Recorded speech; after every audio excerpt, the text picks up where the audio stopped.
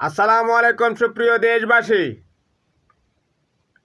ভারত লীগের একজন নারী সাংবাদিক আমেরিকার পররাষ্ট্র দপ্তরের মুখপাত্র ম্যাথু মিলারকে প্রশ্ন করেছে, বাংলাদেশে আওয়ামী লীগের উপর সংখ্যালঘুদের উপর নির্যাতন হচ্ছে।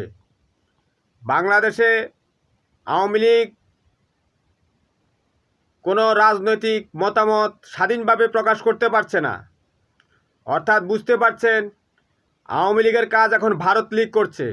তলে তলে শেখ হাসিনা বাংলাদেশকে ভারতের হাতে তুলে দেওয়ার গোপন চুক্তি করে ফেলেছে। এটা হচ্ছে তার একটা লক্ষণ।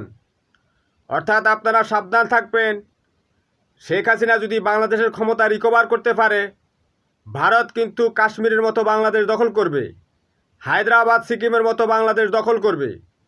তখন গণহারে নারী ধর্ষণ এবং বিপ্লবীদেরকে হত্যা করা